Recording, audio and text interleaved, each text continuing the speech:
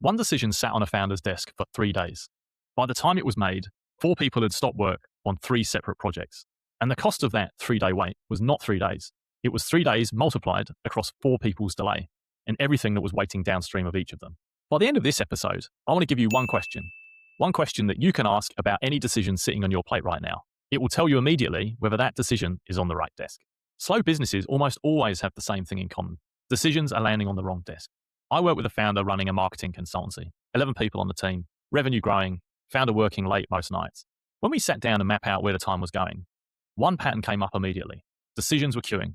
Not big decisions, proposal approvals, copy sign-offs, client scope adjustments, small calls that any senior team member could have made, all of them landing on the founder's desk. We tracked 1 week, and in that week, the founder had 17 decisions sitting with them at any point. The average time from when a decision arrived to when it was made was 4 days. That was 4 days per decision, 17 in the queue at any time, and at least 3 people waiting on each one before they could move. We added it up over 1 quarter, and the estimated hours of block work across the team ran into 200 hours. 200 hours of the team sitting idle because decisions were on the wrong desk.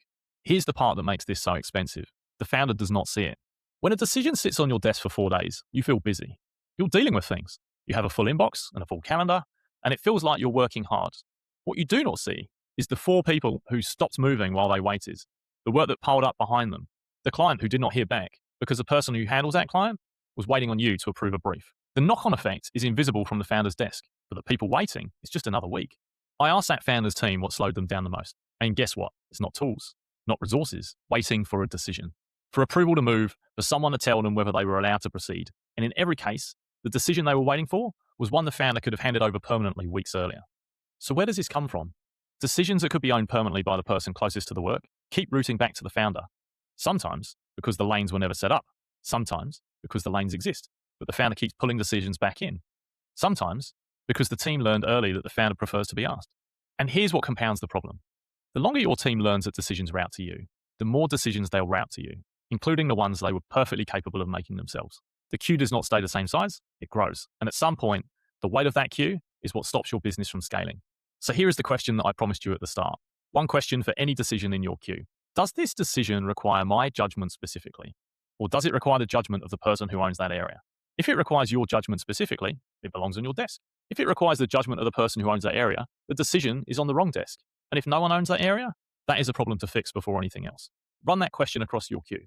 Most decisions do not require the founder's judgment. They require the judgment of the person who owns that relevant part of the business. And if that person does not have authority to make the call, the answer is not keep making it for them. The answer is transfer the authority. The fix is straightforward once the cost is clear, but the reason that most founders don't fix it is because they've never felt the cost. That founder I mentioned, 17 decisions in the queue, 4 days to resolution on average, and 200 hours of block team time in a quarter.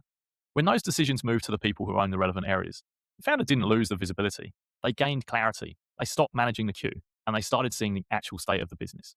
One question, does the decision require my judgment specifically, or does it require the judgment of the person who owns this area?